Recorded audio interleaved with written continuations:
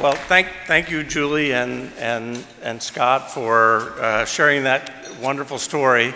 There are a couple of points I would just like to make in a few minutes. First is I think this is a great example of the power of immunotherapy and the power of philanthropy. Without either one, Julie wouldn't be here. A lot of other people wouldn't be here, and that philanthropy comes from people like you. Second is if anybody ever wondered whether this stuff that was being done had any relevance outside of Portland, Oregon, there's no better example than this to show you that the work you support and the benefits that are occurring are for people all around the world. I think the third message that both Julie and Scott put out there very well is that this is a team. Yeah, the drug cured her, and I was the doctor that got to take care of her. But what you don't see is the entire team that they're so grateful for, that provided the hope, the hand-holding, took them to the doctor, loaned them the car, let them stay in their house, took them out to lunch, took care of all the research portions. And that team is something that you help support, and we can't forget about them. And the final thing that I learned was that if you're going to have a center of excellence and expect people to come for destination medicine, you better have a nice place for them to stay.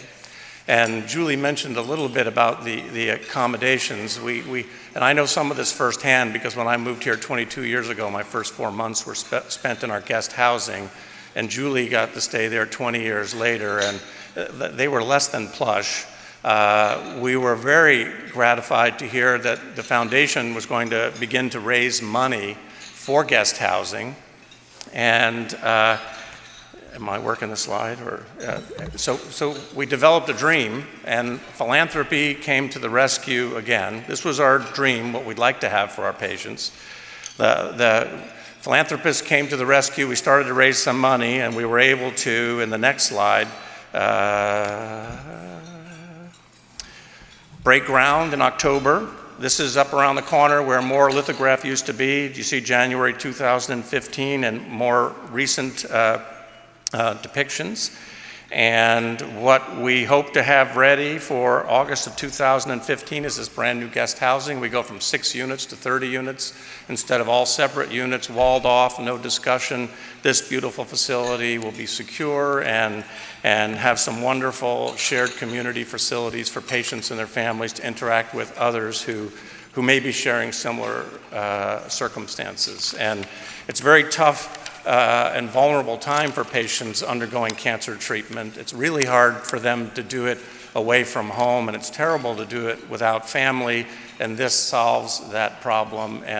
And for that, we all thank you, and for the many patients who will enjoy that facility in the coming years, I say thank you as well. So it's now my pleasure to introduce a good friend and colleague, Dr. Nick Morris. Nick's a fellow Bruin, undergraduate work at UCLA, graduate degree from UCLA. He's worked with us in the Earle Chiles Research Institute for the past 14 years on immunotherapy. He's a co-inventor of OX40, which you've heard about in previous luncheons. He played an essential role in the translation of OX40 from laboratory work at the bench to treatment for patients at the bedside. And it's my pleasure to invite him up here to talk to you a little bit about his thoughts about OX40, immunotherapy, and his own personal experience with cancer. Nick?